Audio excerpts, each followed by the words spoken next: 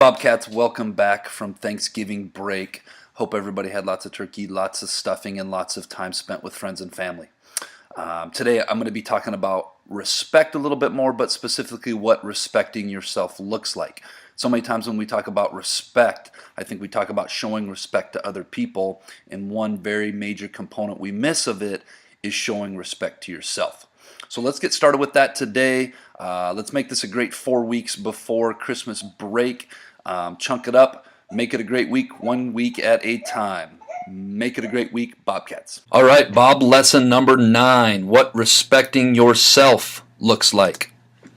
But first, as always at HMS, let's be Bob, let's be our best, let's be safe, let's be responsible, let's be respectful, and let's be a learner. Okay, we're going to switch gears now, and I just want to talk real quick about how life has many everyday challenges. I think all of us would agree that life has its fair challenges being a middle schooler. For some of us, just getting up and getting out of bed every day is a challenge. For some of us, being attentive and learning is a challenge. For some of us, engaging in our own education is a challenge.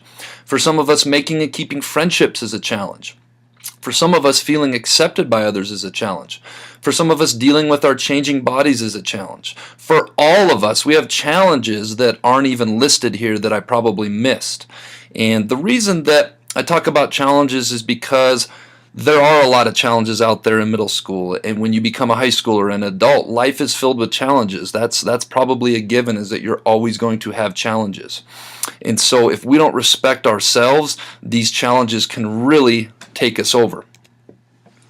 Stop, walk, and talk. We talked about this a couple weeks ago, and respecting yourself starts with stop, walk, and talk, and using stop, walk, and talk when somebody else disrespects you. When you use stop, walk, and talk, you are respecting yourself. Okay, and this is why.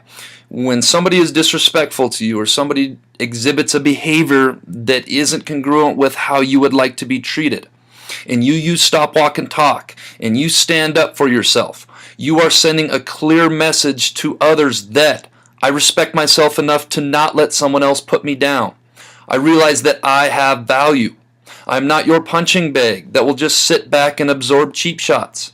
I have the same rights as you do, and I will exercise those rights to stand up for myself and to let you know I don't appreciate being treated like this. It tells other people that you're not an easy target. And it also says you're not going to treat me disrespectfully. So I think respecting yourself when it comes to other people really starts with stop, walk, and talk. Folks, stand up for yourselves. Never let somebody disrespect you. Okay, that doesn't mean you have to get confrontational and get in an altercation with them. It simply means stand up straight, hold your ground, look them in the eye, and let them know you are not going to respect me. Please stop that behavior. All right, Bobcats, before I turn it over to Mr. Knox, I wanted to put together a few ways that I feel like we show respect to ourselves, or the various ways we respect ourselves. Number 1 is coming to school, taking full advantage of the free education. This is free, folks. This is a free opportunity to gain knowledge, which helps you in your future in the real world. You show respect to yourself by making good decisions that result in you staying in school and not in the ISS or out-of-school suspension. We make good decisions that result in the opportunity to continue being in the classroom, receiving valuable instruction time. You show respect to yourself by being attentive in class. We are attentive, learning the lessons and the concepts being taught. We show respect to ourselves by standing up for ourselves when people disrespect us. I just went over that in the last slide. We show respect to ourselves by doing our schoolwork and not turning in our schoolwork, taking advantage of an opportunity to equip ourselves with knowledge. And we show respect to ourselves by refraining from using drugs and alcohol. Using drugs and alcohol as an adolescent destroys your brain development. I think I talked about this in one of the first Bob lessons. Your brain does not stop developing until you're about 25 years old. So for many of you, you have 10, 11, 12, 13, 14 years to go. Decision making and the ability to cope with life's imminent challenge in an effective manner. Folks, when we mess around with drugs and alcohol, it is killing our brain development, which is going to negatively affect us for the rest of our lives.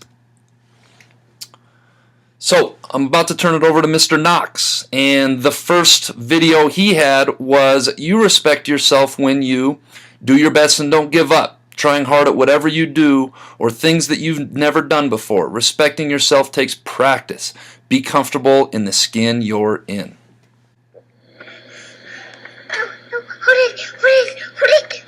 I'm holding it. Stop complaining. Stop. We're going to stop this video. Get on a bike. Let's go.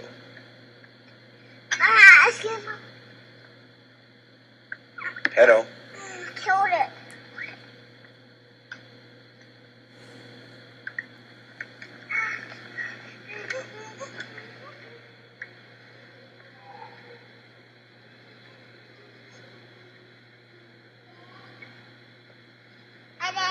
Keep going. Keep pedaling. Put your feet back on. Go.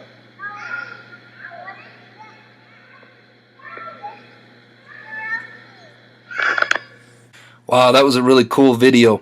I wonder how many of you remember the first time you were just starting to learn to ride a bike. I believe that was Mr. Knox's daughter too, by the way.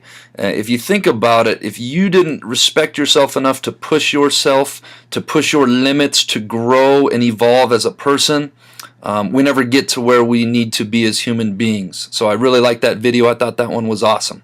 Thank you, Mr. Knox, for that one. Let's see what Mr. Knox has coming up next. You respect yourself when you take daily care of your personal hygiene. Respect yourself. Respect yourself. Respect yourself. To take a shower. To take a shower. Good morning, HMS. When you wake up, respecting yourself means getting ready for the day. Putting on your deodorant. Putting on your contacts. Brushing your teeth.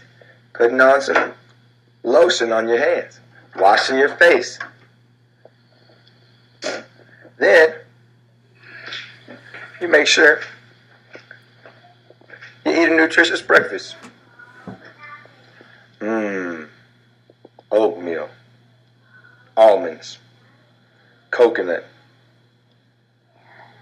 Raisins. A juicer if you'd like to. And hydrate regularly.